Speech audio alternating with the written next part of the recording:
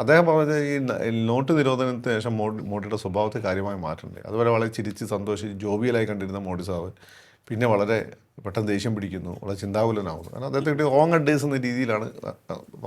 മാത്രമല്ല പിന്നെ അദ്ദേഹം അതേപറ്റി പറഞ്ഞിട്ടുമില്ല. നമ്മുടെ അംബാനി അദാനിയെ കൊണ്ട് എന്ത് കാര്യം എന്നാണല്ലോ ഇവിടെ പലരും ചോദിക്കുന്നത്.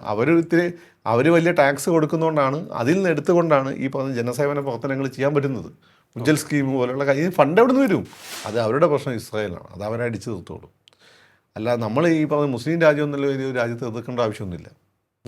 ഇതൊന്നും താഴെ തട്ടിലുള്ള ആളുകളിൽ എത്തിയിട്ടില്ല. അതിൻ്റെ ഒരു പ്രശ്നമുണ്ട്. ഇതെല്ലാം കൂടി കൊണ്ടാണ് അന്ന് മോഡിക്കെതിരെ അങ്ങനെ സാധനം വന്നത്. മോഡിക്ക് പകരം വെക്കാൻ നേതാപ്പം ബി ജെ പിയിലുള്ള പ്രതിപക്ഷത്തുമില്ല. പിന്നെ മോഡി ആ ഒരു കസേര ഇരുന്നുകൊണ്ടുള്ള കണ്ടിന്യൂസ് ആയിട്ട് ഇപ്പോൾ 30 വർഷമായി ഭരിച്ചുകൊണ്ടിരിക്കുകയല്ലേ. ഗുജറാത്തിൽ 15-20 വർഷം, ഇപ്പം 10 വർഷം ഇവിടെയും കഴിഞ്ഞു. അത് എക്സ്പീരിയൻസ് വളരെ വലുതാണ്.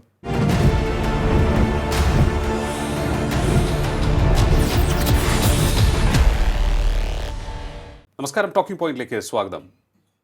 പ്രധാനമന്ത്രി നരേന്ദ്രമോദിയുടെ ജനപ്രീതി വലിയ രീതിയിൽ ഉയർന്നു എന്ന് സർവേകൾ പറയുന്നു. അതിനിടയിൽ ചില വിലയിരുത്തലുകൾ വരികയാണ്. മോദിയുടെ നയങ്ങൾ ഇടത് പക്ഷത്തിന് അനുയോജ്യമായിട്ടുള്ള, അല്ലെങ്കിൽ പലപ്പോഴും ഇടതുപക്ഷം മുന്നോട്ട് വയ്ക്കുന്ന നയങ്ങൾ ആണ് എന്ന്. അതായത് സാധാരണക്കാർക്ക് ഗുണം നേരിട്ട് ലഭിക്കുന്ന ഒട്ടേറെ പദ്ധതികൾ അദ്ദേഹത്തിൻ്റെ ഭാഗത്തു നിന്നും ഉണ്ടായി എന്നുള്ളതാണ് ഇത്തരത്തിലുള്ള വിലയിരുത്തലിൻ്റെ അടിസ്ഥാനം. നമുക്ക് വിലയിരുത്താം നരേന്ദ്രമോദിയുടെ ഇത്തരത്തിലുള്ള പദ്ധതികൾ നൽകുന്ന സൂചന എന്ത്, അദ്ദേഹത്തിൻ്റെ നയങ്ങൾക്ക് പിന്നിൽ ആര്. നമ്മോടൊപ്പം ചേരുകയാണ് രാഷ്ട്രീയ നിരീക്ഷകൻ ശ്രീ ഫക്രുദ്ദീൻ അലി. നമസ്കാരം, ടോക്കിംഗ് പോയിന്റിലേക്ക് സ്വാഗതം. നമസ്കാരം. പ്രധാനമന്ത്രി നരേന്ദ്രമോദി വലിയ രീതിയിൽ ആഗോളമായും നമ്മുടെ നാട്ടിലും ആഭ്യന്തരമായും ഒക്കെ തന്നെ അദ്ദേഹത്തിൻ്റെ ജനപ്രീതി നല്ല രീതിയിൽ മുന്നോട്ട് പോകുന്ന ഒരു സാഹചര്യമുണ്ട്. കഴിഞ്ഞ കുറേ നാളുകളായി നോക്കുകയാണ് എന്നുണ്ടെങ്കിൽ പ്രഖ്യാപിക്കുന്ന പദ്ധതികൾ ആദ്യം രാജ്യത്തിൻ്റെ സാമ്പത്തിക സ്ഥിതി മെച്ചപ്പെടുത്തുന്ന തരത്തിലേക്ക് പോയി, പിന്നീട് ജനങ്ങളെ കൂടുതൽ കരുത്തരാക്കുന്ന തരത്തിലേക്ക് പോയിക്കൊണ്ടിരിക്കുകയാണ്. പ്രഖ്യാപിച്ച പല പദ്ധതികളും സാധാരണക്കാർക്ക്, പാവങ്ങൾക്ക് വലിയ ആശ്വാസവുമായിട്ടുണ്ട്. എങ്ങനെയാണ് പ്രധാനമന്ത്രിയുടെ ഇത്തരത്തിലുള്ള പദ്ധതികളെ വിലയിരുത്തുന്നത്? അത് ക്ലിയർലി ഒരു എന്താ പറയുക, ഒരു ഇടതുപക്ഷ സമീപനമായിട്ടാണ് എനിക്ക് തോന്നിയിട്ടുള്ളത്. ഞാൻ പലപ്പോഴും ഈ വലതുപക്ഷം എന്ന് പറയുന്ന പല ഭരണാധികാരികൾ ഇതേപോലെ ഇടതുപക്ഷ സ്വഭാവമുള്ള നയപരിപാടികൾ സ്വീകരിക്കാറുണ്ട്. പക്ഷേ എങ്കിലും നമ്മൾ അവരെ വിളിക്കുക വലതുപക്ഷക്കാരെന്നാണ്. രണ്ടാമത് ഇടതുപക്ഷക്കാരെന്ന് പറയുന്ന പല ഭരണാധികാരികളും അങ്ങേയറ്റം വലതുപക്ഷ സ്വഭാവമുള്ള രീതികൾ സ്വീകരിക്കാറുണ്ട്. നമ്മൾ സ്റ്റിൽ അവരെ നമ്മൾ വിളിക്കുക ഇടതുപക്ഷം എന്നാണ്. ഇവിടെയാണ് ഇതിൻ്റെ പ്രശ്നം. ഇതിനാണ് നമ്മൾ ചെയ്യേണ്ട ഒരു കാര്യം എന്ന് വെച്ചാൽ മുൻവിധികളില്ലാതെ സമീപിക്കുക എന്നുള്ളതാണ്. ഇടതുപക്ഷം എന്ന് വെച്ചാൽ എന്താണ്? ഇത് ബിബ്ലിക്കൽ ടൈമാണ്. അന്ത്യവിചാരണ നടക്കുന്ന സമയത്ത് ഈ തെറ്റ് ചെയ്ത പാപം ചെയ്തവരെല്ലാം ദൈവത്തിൻ്റെ ഇടതുവശത്തും ബാക്കിയുള്ളവർ വലതുവശത്തുമായിട്ട് നിൽക്കുന്നതാണ്. അപ്പോൾ അത് പിന്നെ നമ്മൾ ഈ ഫ്രഞ്ച് വിപ്ലവത്തിൻ്റെ സമയത്ത് ഈ പറയുന്ന പോലെ ഇടതുപക്ഷം എന്ന് വെച്ചാൽ ജനപക്ഷം എന്ന് പറയും, തേർഡ് എസ്റ്റേറ്റായി. അപ്പം ജനങ്ങളാണ് കൂടുതൽ തെറ്റ് ചെയ്യുക എന്നുള്ളതുകൊണ്ടായിരിക്കും അവർ പക്ഷേ അങ്ങനെ ഒരു ടൈം വന്നത്. മാസ് അല്ലെങ്കിൽ പാപികളുടെ എണ്ണമായിരിക്കും ഉള്ളതുകൊണ്ടായിരിക്കും ബൈബിൾ ഒരു പക്ഷേ അങ്ങനെ സംഭവം വന്നത്. ഏതായാലും ഫ്രഞ്ച് വിപ്ലവത്തിൻ്റെ സമയത്ത് ഈ രാജാക്കന്മാർ, പ്രഭുക്കന്മാർ, പുരോഹിതന്മാർ ഇവരെല്ലാം രാജാവിൻ്റെ വലതുവശത്താണ്, റോയൽ ഫാമിലി എല്ലാം ഉള്ളത്. ഇടതുവശത്താണ് അതിൻ്റെ ഈ പറയുന്ന ഇവരെ ജനങ്ങൾ കോമണൈസ് ഉണ്ടായിരുന്നത്. അപ്പോൾ കോമണൈസാണ് ഭൂരിപക്ഷം. അങ്ങനെയാണ് പിന്നെ ഇവരെല്ലാം ഇടതുവശം സാധാരണക്കാർ ഗുണം ചെയ്യുന്ന കാര്യങ്ങൾ. അപ്പോൾ സാധാരണക്കാർ ഗുണം ചെയ്യുന്ന കാര്യങ്ങൾ എന്ന് പറയുമ്പോൾ അതിൻ്റെ ഒരു ബേസിക് ആയിട്ടുള്ളൊരു സ്വഭാവമാണ്. ഇപ്പം എന്തായിരിക്കാം രാജാവും പിന്നെ ഈ പുരോഹിതന്മാരും പ്രഭുക്കന്മാരും അവർ പലപ്പോഴും ചെയ്തിട്ടുള്ള അതിര് കടന്ന ദേശീയ ബോധം, അതുപോലെ ഈ ലാൻഡ് ലോഡ്സിനും അതുപോലെ തന്നെ അങ്ങനെയുള്ള ധനികർക്കും ഗുണകരമായിട്ടുള്ള സമീപനങ്ങൾ, അതല്ല അവരുടെ ഭാഗത്ത് ഇതാണ് പൊതുവെ വലതുപക്ഷ സമീപനം എന്ന് പറയുന്നത്. പിന്നെ ബ്രൂട്ടൽ ഫോഴ്സ് ഉപയോഗിക്കുക എന്നുള്ളതാണ്. ഇടതുപക്ഷം എന്ന് പറയുന്നത് കൂടുതൽ ജനാധിപത്യപരം എന്നുള്ളതാണ്. ജനങ്ങൾക്ക് കൂടുതൽ ഗുണകരമാകുന്ന കാര്യങ്ങൾ, ലെസ് വയലൻസ്. പിന്നെ ഈ പറയുന്നത് പോലെ രാജ്യസുരക്ഷയൊക്കെ ഇമ്പോർട്ടൻ്റ് ഒക്കെ തന്നെയാണ്. പക്ഷേ ഇതിന് ഗുണം ജനങ്ങൾ കൂടി കിട്ടണം എന്നുള്ളതാണ്. ജനങ്ങളെയൊക്കെ അത് പെർക്കുലേറ്റ് ചെയ്യണം എന്നുള്ളതാണ് ഇതിൻ്റെ ഈ സ്പെക്ട്രത്തിൻ്റെ ഒരു പൊതുവായ നേച്ചർ. ഇതനുസരിച്ച് നിങ്ങൾ വെച്ച് മോഡിയെ നിങ്ങൾ എവിടെപ്പെടുത്തും? മോഡിയിൽ ഞാൻ ഉൾപ്പെടെ എല്ലാവരും തീവ്ര വലതുപക്ഷക്കാരനൊന്നുമല്ല. ഇപ്പം നമ്മൾ വാജ്പേയിയൊക്കെ നമ്മൾ വലതുപക്ഷക്കാരൻ എന്നേ വിളിച്ചുള്ളൂ. ഇയാളെ തീവ്ര വലതുപക്ഷക്കാരൻ എന്നാണ് നമ്മളൊക്കെ വിളിച്ചുകൊണ്ടിരുന്നത്. അപ്പം തീവ്ര വലതുപക്ഷക്കാരനെ മോഡിയുടെ കയ്യിൽ നമ്മൾ പ്രതീക്ഷിച്ച വളരെ ഡ്രാസ്റ്റിക് ആയിട്ടുള്ള സാമ്പത്തിക പരിഷ്കാരങ്ങളാണ്. അതായത് ബാങ്കിങ് സെക്ടറിൽ, ഇൻഷുറൻസ് സെക്ടറിലൊക്കെ ഡ്രാസ്റ്റിക് ആയിട്ടുള്ള പരിഷ്കാരങ്ങൾ കൊണ്ടുവരുന്നു. വൻതോതിൽ വിദേശ വസ്തുക്കൾ എല്ലാം നമ്മളിവിടെ എല്ലാവർക്കും കുമിഞ്ഞു കൂടുന്ന ഒരവസ്ഥ വരുന്നു. ജനങ്ങൾ ബുദ്ധിമുട്ടുന്ന ഒരവസ്ഥയിലേക്ക് പോകും എന്നാണ് നമ്മൾ വിചാരിച്ചത്. അതുപോലെ തന്നെ പട്ടാളത്തിൻ്റെയും പോലീസിനെയും വളരെ ബ്രൂട്ടലായിട്ട് ഉപയോഗിക്കും എന്നുള്ളതാണ് വിചാരിച്ചത്. എന്നാൽ മോഡി അധികാരത്തിൽ വന്നതിന് ശേഷം നമ്മൾ കാണുന്നത്, മോഡി ആദ്യം നമ്മളൊരു ഇടതുപക്ഷം എന്ന് എൻ്റെ മനസ്സിലുള്ള സംശയം അത് ഈ നോട്ട് നിരോധനമാണ്. കാരണം ഈ നോട്ട് നിരോധനം ലോകത്തെവിടെ ഇടതുപക്ഷം ഗവൺമെൻറ് അധികാരത്തിൽ വന്നാണ് സ്ട്രക്ചറിനെ തകർക്കുന്ന രീതിയിലുള്ള സമീപനങ്ങൾ എടുക്കും. അപ്പോൾ നോട്ട് നിരോധിക്കുക എന്ന് വെച്ചാൽ ഈ സ്ട്രക്ചറിനെ തകർക്കുന്ന ഒരു സംവിധാനമാണ്. നിലവിലുള്ള സിസ്റ്റത്തെ മൊത്തം അത് ബാധിക്കും. അതെ അതെ. അപ്പോൾ നിങ്ങൾക്ക് റഷ്യയിൽ ഇപ്പോൾ റഷ്യയിലും ചൈനയൊക്കെ കമ്മ്യൂണിസ്റ്റ് ഇപ്പോൾ നടന്ന ലാൻഡ് മൊത്തം അവർ ദേശസാൽക്കരിച്ചിട്ടുണ്ടായി. ഏതാണ്ട് അതുപോലുള്ള സംഭവമാണ് ഈ നിലവിലുള്ള നോട്ടുകൾ നിരോധിക്കുക എന്നുള്ളത്. അതുണ്ടാക്കുന്ന ഒരു അത് അപ്പോൾ നോട്ടുകൾ ആരുടെ കയ്യിലാണ് ഉണ്ടാവുക? നോട്ടുകൾ ബേസിക്കലി സമ്പന്നൻ്റെ കയ്യിലല്ലേ ഉണ്ടാവുക. സാധാരണക്കാരുടെ കയ്യിൽ അത്ര നോട്ടുകൾ ഉണ്ടാവില്ലല്ലോ. അതെ. അപ്പം സമ്പന്നനെ വളരെ നെഗറ്റീവായിട്ട് ബാധിക്കുന്ന ഒരു തീരുമാനം ഒന്നാമത്തെ. രണ്ടാമത്തെ കാര്യം എന്ന് വെച്ചാൽ ഇത് നടപ്പിലാക്കിയ ശേഷം നടപ്പിലാക്കിയാൽ വെനസ്വേല മദുറോ ആരാണ്? ഇടതുപക്ഷക്കാരാണ്. പക്ഷേ അവിടെ പരാജയപ്പെട്ടു. മദുറോ അത് പിൻവലിച്ചു, മോഡി പിൻവലിച്ചില്ല. അപ്പം നോട്ട് നിരോധനം വെച്ചാൽ കാശുകാരൻ്റെ കയ്യിൽ നിന്ന് കള്ളപ്പണക്കാരൻ്റെ കയ്യിൽ ഉണ്ട് എന്ന് കരുതിയിരുന്ന സമ്പത്ത് പിടിച്ചെടുക്കാനുള്ള ഒരു ശ്രമമായിരുന്നു. ഇത് ഇവിടെ ആവശ്യപ്പെട്ടുകൊണ്ടിരുന്ന ആരാണ്? ഈ കള്ളപ്പണം പിടിച്ചെടുക്കണം ഏത് ഇടതുപക്ഷക്കാരാണ് ഏറ്റവും ശക്തമായിട്ട് ആവശ്യപ്പെട്ടത്. ഇതിനൊരു പക്ഷേ എതിര് നിൽക്കുമെന്ന് കരുതിയ ആരാണ്? BJP ഉൾപ്പെടെയുള്ള വലതുപക്ഷക്കാരാണ്. കാരണം അവർക്ക് ഈ അംബാനി, അദാനി ഇങ്ങനെയുള്ള മുതലാളിമാരായിട്ട് ബന്ധമുണ്ട്.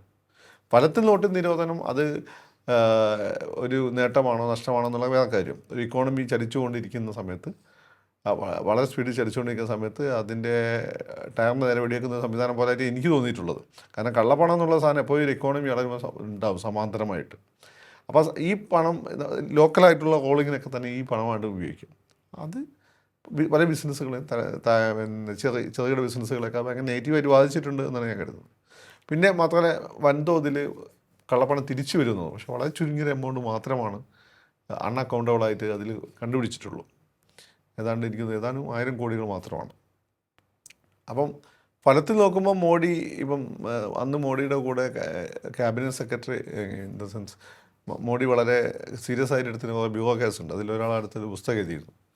അദ്ദേഹം പറഞ്ഞ ഈ നോട്ട് നിരോധനത്തിന് ശേഷം മോഡിയുടെ സ്വഭാവത്തെ കാര്യമായി മാറ്റണ്ടേ. അതുപോലെ വളരെ ചിരിച്ച് സന്തോഷിച്ച് ജോബിയലായി കണ്ടിരുന്ന മോഡി സാറ് പിന്നെ വളരെ പെട്ടെന്ന് ദേഷ്യം പിടിക്കുന്നു, വളരെ ചിന്താകുലനാകുന്നു. കാരണം അദ്ദേഹത്തെ റോങ് അഡ്വൈസ് എന്ന രീതിയിലാണ്.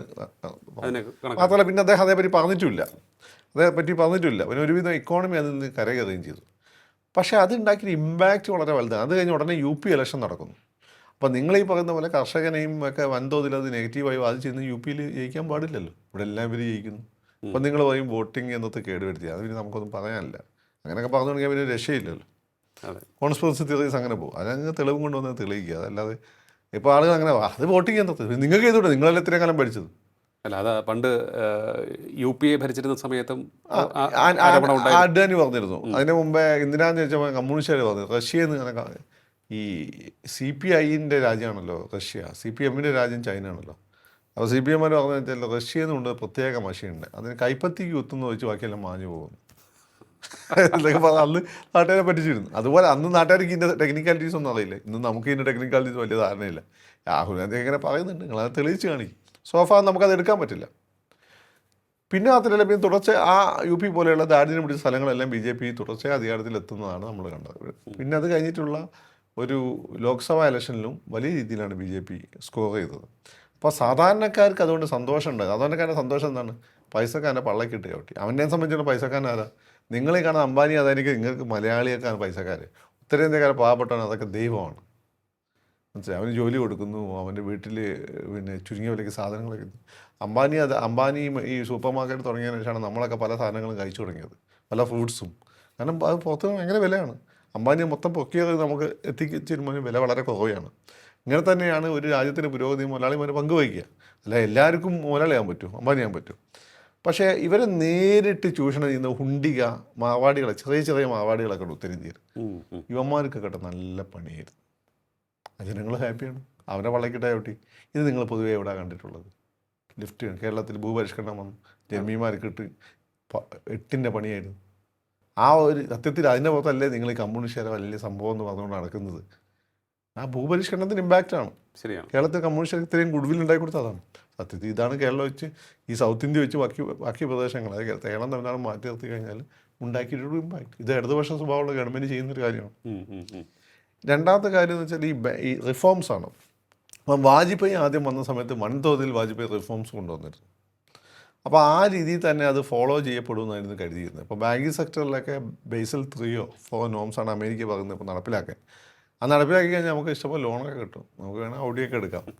പക്ഷേ എങ്ങനെ തിരിച്ചടിക്കുമെന്ന് ചോദിക്കരുത്. പക്ഷേ ഇതിൻ്റെ പ്രശ്നം വെച്ചാൽ ഇത് പെട്ടെന്ന് നമ്മളെല്ലാം ലോൺ എടുക്കാൻ തുടങ്ങി തിരിച്ചടിക്കാൻ പറ്റാത്ത സാഹചര്യം വരുമ്പോൾ ബാങ്കുകൾ തകരും, ബാങ്കുകൾ തന്നെ സമ്പദ് വ്യവസ്ഥ തകരും. ഇത് അറിയുന്നതുകൊണ്ട് മോഡി എന്ത് ചെയ്തു?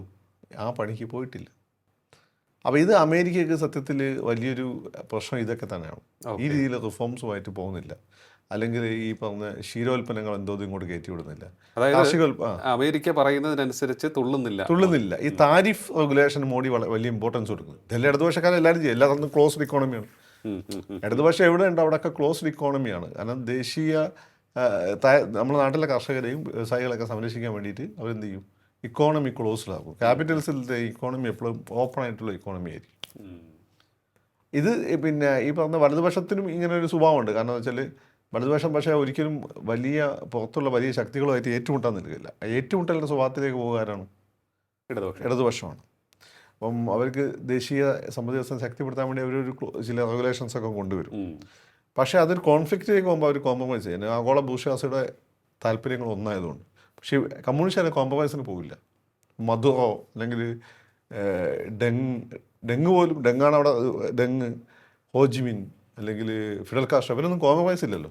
ഡെങ്ങാണ് പിന്നെയും കുറച്ചും കൂടി കോംപ്രമൈസ് ചെയ്ത്, എങ്കിൽ പോലും ചില റെഗുലേഷൻസ് നിലനിർത്തിക്കൊണ്ടാണ്. സെസ്സിൽ മാത്രമാണ് റെഗുലേഷൻസ് ഒന്നും ആപ്ലിക്കബിൾ അല്ലാതെ ഉള്ളൂ അവിടുത്തെ തൊഴിൽ നിയമങ്ങൾ. ബാക്കി പുറത്തൊക്കെ അവിടുത്തെ തൊഴിൽ നിയമങ്ങൾ ഇടതുപക്ഷ സമീപനമാണ് ചൈനയിലുള്ളത്. സെസ് എന്ന് പറഞ്ഞാൽ പ്രത്യേക ഏരിയ ഉണ്ടല്ലോ, അവിടെ മാത്രമാണ്.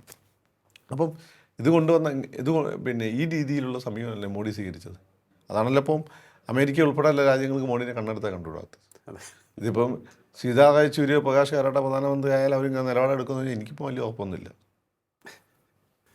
അതെടുക്കണമെങ്കിൽ അത്ര ഒരു വിൽ പവർ വേണം. ആ ഒരു പദ്ധതി മനസ്സിലുണ്ടാവണം. ആ ഒരു പദ്ധതി, ആ നാടിനെ പറ്റി ഒരു വിഷൻ ഉണ്ടാവണം. ആ ഒരു എമ്പതി ഉണ്ടാവണം നമ്മളവിടെ കഷ്ടപ്പെടുന്ന ജനങ്ങളോട്. അങ്ങനെ എമ്പതി ജവഹർലാൽ നെഹ്റുവിനൊക്കെ ഉണ്ടായിരുന്നു കേട്ടോ. ഇവർ BJP എന്തൊക്കെ പറഞ്ഞാൽ അങ്ങനെയൊക്കെ ഉണ്ടായിരുന്നു. പക്ഷെ അങ്ങനെ മാക്കോൽ അന്നതേ പറ്റുള്ള വലിയ രീതിയിലുള്ള വലിയ അണക്കെട്ടുകളും വലിയ വ്യവസായങ്ങളൊക്കെ കൊണ്ടുവന്ന് രാജ്യത്തിന് സ്വയം പര്യാപ്തമാക്കാനുള്ള ശ്രമമാണ് നടത്തിക്കൊണ്ടിരുന്നത്. വലിയ പരിധിയുടെ വിജയമാണ് ഗ്രീൻ റവല്യൂഷൻ അങ്ങനെയുള്ള കാര്യങ്ങളൊക്കെ തന്നെ. പക്ഷേ ഇപ്പം മോഡി അത് മൈക്രോ ലെവലിൽ ചെയ്യുന്നു എന്നുള്ളതാണ്.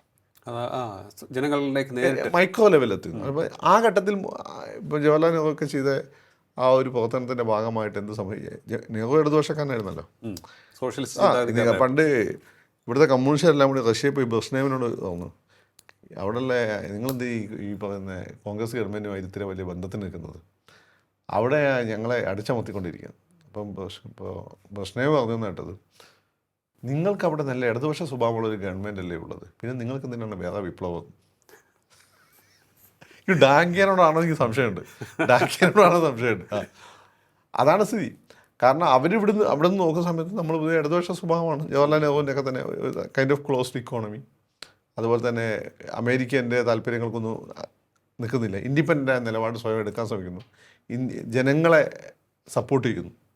അപ്പോൾ അവർ നോക്കുമ്പോൾ സോവിയറ്റ് റഷ്യക്കാരുടെ നന്നായിട്ട് ഇവിടെ സോഷ്യലിസം ജവഹർലാൽ നെഹ്റു നടപ്പിലാക്കുന്നുണ്ട്. പിന്നെ എന്തിനാ ഇവിടെ വേറെ വിപ്ലവം ഉണ്ടായി തലവേദന ഉണ്ടാക്കുന്നത് എന്ന് ചോദിച്ചിട്ടുണ്ട്. അതേപോലെ അവിടെ നിന്ന് IIT-കളും ഒക്കെ നമ്മുടെ രാജ്യത്ത് വരുന്നു. ഈ IIT-കളിൽ നിന്നൊക്കെ പഠിച്ചു വന്ന പിള്ളേർ അത് സ്പ്രെഡ് ചെയ്യിപ്പിക്കുന്നു. അത് ആ വികസന മാതൃക സ്പ്രെഡ് ചെയ്യിപ്പിക്കുന്നു. നമ്മുടെ നാട്ടിൽ കൂടുതൽ സ്കൂളുകളൊക്കെ ഉണ്ടായി വരുന്നു. അപ്പോൾ മോഡിയുടെ കാലഘട്ടം വരുമ്പോഴേക്ക് ഈ മാക്രോ ലെവൽ വലിയ രീതിയിൽ അദ്ദേഹം ഈ ജവഹർലാൽ നെഹ്റു ഒക്കെ ചെയ്ത കാര്യങ്ങൾ, രാജീവ് ഗാന്ധി, ഇന്ദിരാഗാന്ധി ഒക്കെ ചെയ്ത കാര്യങ്ങൾ മൈക്രോ ലെവലിൽ കൂടി ചെയ്യണം. എങ്കിലേ ഓരോ വീട്ടിലും അതിനും ഗുണം കിട്ടുള്ളൂ.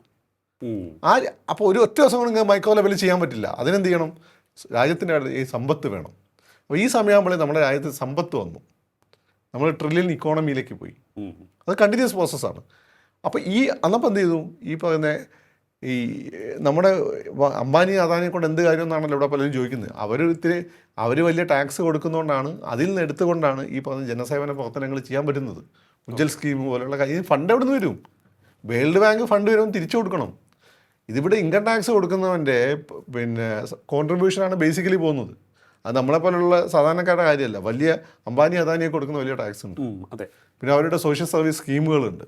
അപ്പോൾ ഇത്തരം സ്കീമുകളെല്ലാം ഉപയോഗിച്ചുകൊണ്ടാണ് നമ്മുടെ കൈ ക്യാഷ് ഉണ്ടെങ്കിൽ മാത്രമേ നിങ്ങൾക്ക് ഓരോ വ്യക്തികളിലേക്ക് മൈക്രോ ലെവലിൽ എത്തിപ്പെടാൻ പറ്റുള്ളൂ. അപ്പോൾ മോഡിയുടെ സമയമാകുമ്പോഴേക്കും മോഡി ആ രീതിയിൽ എത്തിച്ചേർന്നിരുന്നു. അതിന് മുമ്പുണ്ടായിരുന്ന വാജ്പേയി ഗവൺമെൻറ്റും അത്ര ഉണ്ടായിരുന്നില്ല. മൻമോഹൻ സിംഗും കുറേ കാര്യങ്ങളൊക്കെ ആ രീതിയിൽ ചെയ്തിരുന്നു. മോഡി അതൊരു വിഷനോടുകൂടി ഡെഡിക്കേഷനോടുകൂടി ചെയ്യുന്നു. അതെ അതെ, എനിക്ക് തോന്നുന്നു ആ ഒരു ഭരണ തുടർച്ച കിട്ടിയത് അദ്ദേഹത്തിന് ഏറെ ഗുണം ചെയ്തിട്ടുണ്ട്. തൻ്റെ മനസ്സിലുള്ള പദ്ധതി അതുപോലെ നടപ്പിലാക്കി. മോഡി ആദ്യം വന്നപ്പോൾ 10 വർഷം, ഞാൻ നിങ്ങളോട് ചോദിക്കുന്ന 10 വർഷമാണ് ഇത് പോകണം സാർ. ആ 10 വർഷത്തിനിടയ്ക്ക് മൂപ്പർക്ക് ചെയ്യാൻ പറ്റുന്ന കാര്യങ്ങൾ അത് പ്ലാൻ ചെയ്തിട്ടാണ് മൂപ്പർ ചെയ്തിട്ടുള്ളത്. അപ്പോൾ ആദ്യം മൂപ്പരെ പറ്റി മൂപ്പർക്ക് ഗുണം ചെയ്തൊരു കാര്യം വെച്ചാൽ മൂപ്പര് ഒരു നെഗറ്റീവ് ഇമ്പ്രഷൻ, മുസ്ലിങ്ങളെ ചുട്ടുവന്നു, ക്രിസ്ത്യാനികൾ ഓടിക്കും എന്നൊക്കെ പറഞ്ഞ് നെഗറ്റീവ് ഇമ്പ്രഷൻ ആയിരുന്നല്ലോ. അപ്പോൾ അത് നെഗറ്റീവ് ഇമ്പ്രഷനുള്ള ആൾ പോസിറ്റീവായ എന്ത് ചെയ്താൽ അംഗീകരിക്കാൻ കുറച്ച് ടൈം എടുക്കുമെങ്കിലും പെട്ടെന്ന് ശ്രദ്ധിക്കപ്പെടും. ശരിയാണ്.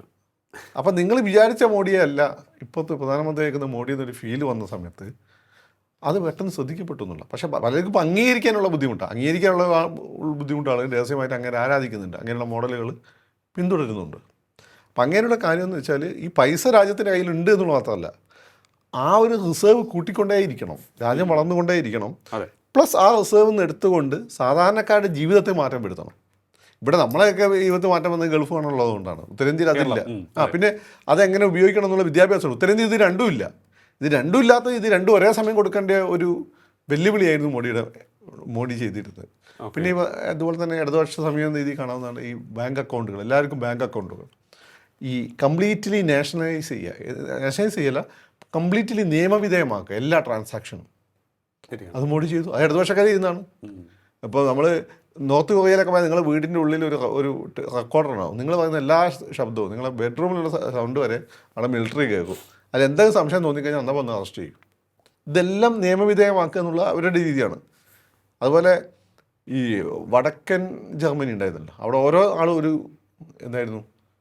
ചാരനായിരുന്നു, മറ്റുള്ളവർ പറയുന്നത് കേട്ടുകൊണ്ടിരിക്കുക. ഈസ്റ്റ് ജർമ്മനി അതിനൊക്കെ നെഗറ്റീവാണ്. ഇത് പോസിറ്റീവായി ചെയ്യുന്നതാണ് ബാങ്ക് അക്കൗണ്ടുകൾ എല്ലാവരും തുടങ്ങുക. അപ്പം ബാങ്കിൽ മാത്രമാണ് ഈ ചോർച്ച. ഇപ്പം നമ്മൾ 100 രൂപ സാധാരണക്കാരന് കൊടുക്കാൻ ഗവൺമെൻറ് തീരുമാനിച്ചു, അയാൾ എത്തുന്നത് 10 രൂപയാണ്. ഇതൊക്കെ ചോർന്നു പോകണം. ഈ ചോർച്ച അടയ്ക്കണം എന്ത് വേണം? കൃത്യമായിട്ട് നിയമവിധേയമായ സംവിധാനം വേണം. അതിനെല്ലാവർക്കും ബാങ്ക് അക്കൗണ്ടുകൾ വേണം. അതാണ് മോഡി കൃത്യമായിട്ട്. അപ്പം ബാങ്ക് അക്കൗണ്ട് തുടങ്ങിയ സമയത്ത് എല്ലാവർക്കും അത് ബുദ്ധിമുട്ടായിരുന്നു തുടങ്ങാനൊക്കെ. തുടങ്ങിയ സമയത്ത് അത് വളരെ ഈസിയായി കൃത്യമായിട്ട് ഈ പറയുന്ന സബ്സിഡിയൊക്കെ നിങ്ങളുടേക്ക് എത്തും. പക്ഷേ ഇടനിലക്കാരൻ പിടിക്കും. മാത്രമല്ല നിങ്ങൾക്ക് കിട്ടുമെന്ന് അറിയാനുള്ള സംവിധാനമുണ്ട്, എവിടെ കിടക്കുന്നതെന്ന് അറിയാനുള്ള സംവിധാനമുണ്ട്, ഇതെല്ലാം അറിയാനുള്ള സംവിധാനമുണ്ട്. ഇത് പൊതുവെ ആരാ ചെയ്യുന്നത്? വലതുപക്ഷമാണ് എങ്ങനെ ഈ പൈസക്കാർക്ക് നല്ല കാശ് ഉണ്ടാക്കാമെന്നല്ല അവരെ ആലോചിക്കുള്ളൂ. ശരിയാണ്. അതുകൊണ്ട് തന്നെയാണ് ഈ ഇടനിലക്കാർ ഈ കർഷക സമരം എന്നൊക്കെ പറഞ്ഞ് മോഡിക്കെതിരെ തിരിഞ്ഞത്. കാരണം ഈ ഇന്ത്യയിലെ കർഷകർ ഉൽപ്പാദിപ്പിക്കുന്നതിൽ അവർക്ക് പ്രത്യേകിച്ച് മെച്ചമൊന്നും കിട്ടുന്നില്ല. ഇതെല്ലാം ഇടനിലക്കാർ കൊണ്ടുപോവാണ്. ഈ ഇടനിലക്കാർ വരെയും BJPൻ്റെ സപ്പോർട്ടേഴ്സുമാണ്. അതെ. പക്ഷേ മോഡി എവിടെ നോക്കിയാലും സാധാരണക്കാരുടെ ജീവിതത്തിൽ നിന്നും ഗുണം കിട്ടണ്ടേ. അതുകൊണ്ടാണ് ആ സംവിധാനം കൊണ്ട്. പക്ഷേ വലിയ രീതിയിൽ തെറ്റിദ്ധാരണ ഉണ്ടാക്കാൻ പറ്റി. അപ്പോൾ അതുകൊണ്ട് തൽക്കാലം അത് ഫ്രീസിൽ വെച്ചിരിക്കുക. അപ്പോൾ ഇങ്ങനെയുള്ള കാര്യം. അതുപോലെ തന്നെ ഉത്തരേന്ത്യയിലേക്കുള്ള ജനങ്ങളുടെ ആരോഗ്യ പ്രശ്നങ്ങൾ. ഇതിൽ പ്രധാനപ്പെട്ട കാര്യം എന്ന് വെച്ചാൽ ഈ പൊല്യൂഷൻ, ഈ വിറകടുപ്പ് ഉണ്ടാക്കുന്ന പൊല്യൂഷൻ. വിറകില്ല പല സ്ഥലത്തും. നിങ്ങളുണ്ട് ഉത്തരേന്ത്യയിൽ ഡൽഹിയിലൊക്കെ പോയ ഒരു കുരങ്ങിനെയും സൈക്കിൾ വെച്ചുകൊണ്ട് എടുത്ത് ഇങ്ങനെ പോകുന്നതാണ്. അപ്പോൾ നമുക്ക് വിറക് വേണമെങ്കിൽ അയാളെ വിളിക്കും. എന്നിട്ട് അയാൾ ഈ കുരങ്ങനെ ഇട്ടിട്ട് വിറക് ഒടിച്ചു തരും മരത്തിന് പോകുന്നത്. സീരിയസ് നിങ്ങൾക്ക് അറിഞ്ഞുകൂടാത്തോണ്ടാ. അപ്പം ആ രീതിയിൽ ഉള്ള സമയം. പിന്നെ ഈ വിറക് ഊതി ഊതി ഊതി ഊതി അമ്മൂമ്മമാർക്കൊക്കെ ഉണ്ടാകുന്ന പ്രശ്നങ്ങൾ. അതെ. അപ്പോൾ ഇതെല്ലാം കണ്ടിട്ടാണ് അത്തരം പ്രശ്നങ്ങൾ ഉണ്ടാവരുതെന്നുള്ളതുകൊണ്ടാണ് ഈ ഉജ്ജൽ യോജന പോലുള്ള സ്കീം കൊണ്ടുവരുന്നതും. അത് നിയമവിധേയമായ ഗ്യാസ് നിയമവിധേയമാക്കി അത് സബ്സിഡി കൃത്യമായി നിങ്ങളുടെ നിങ്ങളെ ബാങ്കിൽ എത്തിക്കുന്ന രീതിയിൽ ചെയ്യുന്നു. അല്ലാതെ സ്കീം പലതും വരും, പക്ഷേ അതൊക്കെ മറ്റവന്മാർ അടിച്ചുകൊണ്ട് പോകും. സിലിണ്ടർ ഉണ്ടാവില്ല, ഒരു സാധനം ഉണ്ടാവും, ഒരു സ്ഥലത്ത് ഒരു ഫോട്ടോ എടുക്കും, അതെന്ന് പറയും. പിന്നെ അതിൻ്റെ നെഗറ്റീവ് ആളുകൾ ഒരു സിലിണ്ടറേ കൊടുക്കുന്നുള്ളൂ. ഒരു സിലിണ്ടർ കിട്ടിയല്ലോ. അതെ. വേറൊന്ന്, ഇപ്പോൾ പണ്ടൊക്കെ ഈ ലോൺ കിട്ടുക, വായ്പ കിട്ടുക എന്ന് പറയുമ്പോൾ വലിയ ബുദ്ധിമുട്ടായിരുന്നു. ഓക്കെ, അത്ര. പക്ഷേ ഈ സാധാരണക്കാർക്ക് വേണ്ടി, ഈവൻ ഈ നമ്മൾ ഉന്തുവണ്ടിയിൽ കച്ചവടം ചെയ്യുന്നവർക്ക് പോലും ഇല്ലാതെ ലോൺ കൊടുക്കുക. ഏറ്റവും കൂടുതൽ കേരളത്തിൽ മേടിച്ച എവിടെ അറിയും? മലപ്പുറത്ത്. ഇതാണ് ഇതിൻ്റെ ഏറ്റവും വലിയ രസം. നരേന്ദ്രമോദിയുടെ സ്കീമിൻ്റെ ഏറ്റവും വലിയ ബെനിഫിഷ്യറീസ് ഏറ്റവും മലബാറിലാണ്.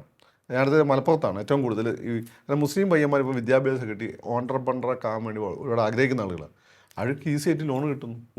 ഈ ലോൺ മുസ്ലിം പേരാണ്ടാ കൊടുക്കലെന്ന് ആരും പറഞ്ഞിട്ടില്ല. കിട്ടാത്ത അവസാനം റിപ്പോർട്ട് ചെയ്തിട്ടില്ലല്ലോ. അതെ. അപ്പോൾ ഇന്ത്യയിൽ തൊഴിലില്ലായ്മ പരിഹരിക്കണമെങ്കിൽ നിങ്ങൾക്ക് എല്ലാവർക്കും ഗവൺമെൻറ് തൊഴിലവസരങ്ങൾ കൊടുക്കാൻ പറ്റില്ല. ഗവൺമെൻറ് ചുരുക്കം ചില തൊഴിലവസരങ്ങൾ കൊടുക്കാൻ പറ്റും. അതിപ്പം ചുരുങ്ങിക്കൊണ്ടിരിക്കുകയാണ്. അപ്പോൾ ഓരോരുത്തരും ഓൺട്രപ്രണറായി മാറുമ്പോൾ അത് രാജ്യത്തിന് ഗുണമാണ്. കാരണം ഒരു സ്ഥലത്ത് തൊഴിൽ ചെയ്യുന്ന ഒരു തൊഴിലാളി മാത്രമാണ്. പക്ഷേ അയാൾ ഓൺട്രപ്രണർ ആകുമ്പോൾ ഇതിന് 4 ആൾക്കായാലും ജോലി കൊടുക്കും എന്നുള്ളതാണ്. മോഡി അയാളെ കുട്ടിക്കാലത്തെ അച്ഛനെ ബിസിനസ്സിൽ ചായക്കട ഒക്കെ വന്ന് സഹായിച്ചാണ്. മോഡിക്ക് അതുകൊണ്ട് അത് അറിയാം. പിന്നെ ഈ പ്രശ്നത്തിന് പരിഹാരം വേണ്ടേ? ഇതിപ്പോൾ മോഡിക്ക് അറിയാവുന്നതുകൊണ്ട് മാത്രമല്ല, ഒരു എക്സ്പേർട്ട് ഉണ്ട് മോഡിയുടെ കൂടെ, എക്സ്പേർട്ടുകൾ. ഈ എക്സ്പേർട്ടുകളെല്ലാം അത് കാശ് കൊടുത്ത് എടുത്ത എക്സ്പേർട്ടുകളല്ല, ഡെഡിക്കേറ്റഡ് ആയിട്ടുള്ള രാജ്യത്തിന് വേണ്ടി ചിന്തിക്കുന്ന ആളുകളാണ്. ഈ സ്വദേശിലെ ഷാരൂഖ് ഖാനെ പോലെയുള്ള ആളുകളാണ്. വലിയ വലിയ MNCയിലെ വർക്ക് ചെയ്ത് അത് കളഞ്ഞ് ഇവിടെ വന്നിട്ട് ഒരു മിഷൻ ഏറ്റെടുത്ത ആളുകളാണ്. അപ്പോൾ അവരാണ് ഇതൊക്കെ പ്ലാൻ ചെയ്യുന്നത്. പ്ലാൻ ചെയ്ത് പറഞ്ഞ് ഓക്കെ എന്ന് തോന്നിക്കഴിഞ്ഞാൽ മോഡി ഇത് ഓക്കെ പറയും. അപ്പോൾ അത് കേൾക്കുകയും അതിന് ഓക്കെ പറയാൻ ചെയ്യുന്നുള്ള നിങ്ങൾക്ക് മറ്റു താല്പര്യം ഉണ്ടാവില്ല. നിങ്ങൾക്ക് മറ്റു താല്പര്യം ഉണ്ടെങ്കിൽ നിങ്ങൾ അതിനങ്ങ് 4 പുത്തൻ ഉണ്ടാക്കാൻ നോക്കും. എന്നപ്പോൾ ഇത് മൊത്തം ഒരു ഭരണാധികാരിക്ക് ഞാൻ എന്നുള്ള ഞാനിസം വരുമാണ് സകല പ്രശ്നം വരുന്നത്. 2 പുത്തൻ ഉണ്ടാക്കാൻ നോക്കും. 1000 കോടിയുടെ പദ്ധതി വരുമ്പോൾ എനിക്ക് എത്ര കമ്മീഷൻ? മോഡിക്ക് അതില്ല, മനസ്സില്ലേ? അതേസമയം തന്നെ ഫെയർ ആയിട്ട് ബിസിനസ് ചെയ്യാൻ കാര്യങ്ങൾ ചെയ്യാനുള്ള ഒരു അവസരം ഉണ്ടാക്കി കൊടുക്കുക. ആളുകൾക്ക് പേടിയുണ്ട്. അതുപോലെ തന്നെ സ്ത്രീകൾക്ക് കൂടുതൽ പരിഗണന കൊടുക്കുക എന്ന ഒരു കോൺസെപ്റ്റ്. സ്ത്രീകൾക്ക് ഏറ്റവും കൂടുതൽ ഈ പരിഗണന കൊടുക്കുന്നത് ഇടതുപക്ഷമാണ്. സ്ത്രീകൾക്ക് സ്വാതന്ത്ര്യം, എംപവർമെന്റ് എന്ന് പറയും. അത് ഒരുപക്ഷെ നിങ്ങൾ നോക്കും, ഇവിടെ സ്ത്രീകൾക്ക് ഒരുപക്ഷെ ഏറ്റവും കൂടുതൽ എംപവർമെന്റ് പോസിബിൾ ആക്കിയ 2 കാര്യങ്ങൾ. ഒന്ന്, ഇന്ദിരാഗാന്ധി പ്രധാനമന്ത്രിയായതാണ്. എന്തെങ്കിലും ഒരു സ്ത്രീക്ക് പ്രധാനമന്ത്രിയാകാൻ പറ്റും എന്നുള്ള ഫീലോട് വലിയ കാര്യമാണ്. കേരളത്തിലാണെങ്കിൽ ഞാൻ പറയും ഗൗരിയമ്മ, അതേപോലെ തന്നെ ശ്രീലേഖ IPS, ഇതൊക്കെ വലിയ മാറ്റമാണ്. ശ്രീലേഖ IPS മുമ്പ് ഇൻ്റർവ്യൂ പറയുന്ന കേട്ടിട്ടുണ്ട്. ഒരു പോലീസുകാരൻ രാജിവെച്ചു പോയി, എനിക്ക് പെണ്ണിനെ സല്യൂട്ട് ചെയ്യാൻ പറ്റില്ലെന്ന് തോന്നുന്നുണ്ട്. അമ്മയ്ക്ക് ജോലി കിട്ടപ്പോൾ ഒരാൾ ജോലി രാജിവെച്ചു പോയി എന്ന് പറഞ്ഞു. അപ്പം ഒന്നത്, അതിനുശേഷം അത് വൻതോതിൽ ഒരു മാസ് മൂവ്മെൻ്റ് ആയിട്ട് വന്ന പല രാഷ്ട്രീയ പ്രസ്ഥാനങ്ങളൊക്കെ ഇവിടെ ഉണ്ടെങ്കിൽ പോലും ഒന്ന് ജനകീയ ആസൂത്രണമാണ് കേരളത്തിൽ. പിന്നെ മൂന്നാമത്തത് ഈ മോഡിയുടെ ബേട്ടി പഠാവോ എന്ന് തോന്നുന്നു. ഉത്തരേന്ത്യ മുമ്പ് അവിടെ ഗുജറാത്തിൽ മുഖ്യമന്ത്രി ആയിരിക്കുന്ന സമയത്ത് കൊണ്ടുവന്ന പ്രോഗ്രാമുണ്ട്. അത് ദേശീയ തലത്തിൽ ഇപ്പം വളരെ ശക്തമായി കൊണ്ടുവന്നു. അത് സ്ത്രീകളുടെ ഒരേ സമയം ഭാരതീയ സങ്കല്പത്തിലുള്ള ഒരു നാരീ സങ്കല്പവും പ്ലസ് അതിൻ്റെ കൂടെ എംപവർമെൻറ്റ്. ഇതിന് നമുക്ക് വേണമെങ്കിൽ ദുർഗ എന്ന് വേണമെങ്കിൽ പറയാം. ദുർഗ എന്ന് വെച്ചാൽ മറ്റു ദേവതമാരെ പോലെ ശാന്തമായിരിക്കുന്ന ദേവതയല്ല. അപ്പോൾ ഓരോ ലേഡിയും ദുർഗയാക്കി മാറ്റുക എന്നുള്ളതാണ് പ്രൊജക്റ്റ് എന്ന് എനിക്ക് തോന്നുന്നു. എംപവേർഡാണ്, അതേസമയം തന്നെ ഇന്ത്യയുടേതായ മൂല്യങ്ങൾ ഉൾക്കൊള്ളും. ഇന്ത്യയുടെ മൂല്യങ്ങൾ, നമുക്ക് ചില മൂല്യങ്ങളുണ്ട് നമ്മുടെ നാട്ടിൽ. എങ്ങനെ ഭർത്താവിനോട് വരുമാനം, മക്കളോട് വരുമാനം, എല്ലാവരും ഫെമിനിസ്റ്റുകളൊന്നും അല്ലല്ലോ. ഇപ്പം യൂറോപ്പ് പോലും ക്ലിൻ്റൻ ഇത്രമാത്രം പ്രശ്നം ഉണ്ടാക്കി അയാളെ ഭാര്യ എന്താ അയാളെ വിട്ടുപോകാത്തത്? അപ്പോൾ അതൊരു ചില മൂല്യങ്ങളുണ്ട്. അപ്പോൾ ആ രീതിയിൽ ഇത്രമാത്രം പ്രോഗ്രസ് കാർഡിൽ റിസൾട്ട് കാണിക്കാൻ പറ്റുന്ന രീതിയിൽ സ്ത്രീകളുടെ ജീവിതത്തിൽ വലിയ മാറ്റങ്ങൾ കൊണ്ടുവരാൻ മോഡിയുടെ പോളിസീസ് പറ്റി. ഇത് പൊതുവെ ഇടതുപക്ഷ ഗവൺമെൻറ്റുകളാണ് ഇത്രയും ഡെഡിക്കേറ്റഡായി ചെയ്യാറുള്ളത്. ഓക്കെ. അപ്പം ഇന്നത്തെ ലോകത്തൊരു വലിയ പ്രശ്നം നമുക്ക് ഇടതുപക്ഷം വലതുപക്ഷം തിരിക്കാൻ പറ്റില്ല എന്നുള്ളതാണ്. പ്രധാനമായും മുസ്ലിം മൈഗ്രേഷൻ്റെ കാര്യത്തിൽ പോളണ്ടിലെ ഭരണാധികാരി, സൈപ്രസിലാണ് ഇടതുപക്ഷ ഭരണാധികാരി, സ്ലോവാക്കിയ സ്ഥലത്തുണ്ട്. ഇവർ രണ്ടുപേരും എടുക്കുന്ന ഒരേ സമീപനമാണ്, മുസ്ലിംസ് ആർ നോട്ട് അലൗഡ്. ഇതാ നിങ്ങൾ ഇടതുപക്ഷം ഏതാണ് വലതുപക്ഷം എന്ന് പറയും. അപ്പം ഈ ഒരു കൺഫ്യൂഷൻ ഇപ്പോൾ ഉണ്ട്. പക്ഷേ നമ്മൾ പണ്ടത്തെ മാനദണ്ഡം നമ്മളിപ്പോൾ ഉപയോഗിക്കുന്ന ഇടതുപക്ഷം മാനദണ്ഡം ഉപയോഗിച്ച് നോക്കിക്കഴിഞ്ഞാൽ മോഡിനെ നിങ്ങൾ എവിടെ ഇരുത്തുന്നുള്ള വലിയ പ്രശ്നമാണ്. ശരിയാണ്. മോഡിയുടെ പല സമീപനങ്ങളും അതുണ്ടാക്കുന്ന റിസൾട്ടും ഇടതുപക്ഷത്തിൻ്റെതാണ്. അല്ല, എനിക്ക് തോന്നുന്നു ഈ മോദി ആദ്യം പ്രധാനമന്ത്രിയാകുമ്പോൾ എല്ലാവരുടെ മനസ്സിലും ഭീതി വിതയ്ക്കുന്ന തരത്തിലുള്ള റിപ്പോർട്ടുകളും ഊഹാപോഹങ്ങളും ഒക്കെ പ്രചരിപ്പിക്കുകയും ഞാനൊക്കെ ഞാൻ പറഞ്ഞപ്പോൾ നമ്മൾ ഇയാളല്ലേ മന്ത്രി കേന്ദ്രമന്ത്രി എന്താണ് അയാളുടെ പേര്, മോഡി ഫസ്റ്റ് 2014 പ്രധാനമന്ത്രി ആയിരുന്ന സമയത്ത് കൈരളി ഞാനും അൽഫോൺസ് കണ്ണന്താനും. അപ്പോൾ അൽഫോൺസ് കണ്ണന്താനാണെന്ന് മോഡിയെ പറ്റി ഒരുപാട് ഞാൻ മോഡിയെ പറ്റി കേരളത്തിൻ്റെ വികസന സൂചിക കേരളമാണ് നമ്പർ 1, ഈ കേരളമാണ് ഇന്ന് നമ്പർ 1 ഇവർ പറയുന്ന സംഭവമുണ്ട് എന്ന് ആദ്യം പറഞ്ഞ ഞാനാണ്. എൻ്റെ ഡിസ്കഷൻ ഞാൻ വളരെ ആക്റ്റീവായിട്ട് താല്പര്യത്തോടു കൂടി പങ്കെടുത്തുന്ന കാലം ഉണ്ടായിരുന്നല്ലോ ആ സമയത്ത്. അപ്പം അന്ന് ഞാൻ അങ്ങനെ ഓടിച്ചു വിട്ടിട്ടുണ്ട് കണ്ണന്താനത്തിന്. കാരണം നമ്മളെ ഈ പറയുന്നതിന് ആ രീതിയിലാണല്ലോ. അപ്പം ഞാനും പറയും ഇങ്ങനെ ഫാസിസ്റ്റാണ്, ഞാൻ ചോദിച്ച വാക്കാണ് ഫാസിസ്റ്റ് ആയിട്ടില്ല, എൻ്റെ ഒരു ഭാഗത രൂപമായിട്ടേ ഉള്ളൂ. ഫാസിസ്റ്റായ മോഡി എന്നങ്ങനെ ഞാൻ പറഞ്ഞിട്ടുണ്ട്. പക്ഷേ പിന്നെ നമ്മൾ നിഷ്പക്ഷമായി മറ്റു താല്പര്യങ്ങളില്ലാതെ നമ്മൾ വിലയിരുത്തുമ്പോൾ നമ്മൾ പറയുന്നത് കൃത്യമായിരിക്കും. മറ്റേത് നമ്മളെ മുന്നിൽ ഗുജറാത്ത് കലാവളപ്പായി മീഡിയ തന്നിട്ടുള്ളൊരു ഭീതിയും കാര്യങ്ങളൊക്കെ ഉണ്ടായിരുന്നു. പിന്നെ അതേപോലെ തന്നെ BJPക്കാരൻ്റെ ചില നിലപാടുകൾ മുസ്ലിം കാര്യങ്ങളൊക്കെ വരുമ്പോൾ ഞങ്ങൾ ഇനിയും ഈ യൂട്യൂബിൻ്റെ കടിയിൽ വന്ന് കമൻറ്റ് ചെയ്യുന്നുണ്ടല്ലേ കാക്കാവർ. ഇപ്പോൾ സൗദി അറേബ്യ എത്ര ആളുകൾ അവിടെ ജോലി ചെയ്യുന്നതാണ്. സൗദി അറേബ്യനെ പറ്റി എന്തെങ്കിലും നല്ലത് പറഞ്ഞു കഴിഞ്ഞാൽ നമ്മൾ നെഗറ്റീവാകും. ഖത്തറിനെ പറ്റി നല്ലത് വന്നാൽ നെഗറ്റീവ് ആവും. ഖത്തറിനെ പറ്റി നെഗറ്റീവ് വന്നാൽ നമ്മൾ വളരെ സെലിബ്രേറ്റ് ചെയ്യപ്പെടും. അത് വേറൊരു പ്രശ്നമാണ്. ഖത്തർ എന്നുള്ള രാജ്യത്തിന് ചില പ്രശ്നങ്ങളൊക്കെ ഉണ്ട്. പക്ഷെ നമ്മൾ ഒരുപാട് ആളുകളാണ് ജോലി ചെയ്യുന്നത്. അതെ. അവരുടെ ഇൻ്റർനാഷണൽ അവർ ഈ തീവ്രവാദത്തെ പ്രോത്സാഹിപ്പിക്കുന്ന അവരുടെ നിലപാട് നമ്മളെതിരാണ്.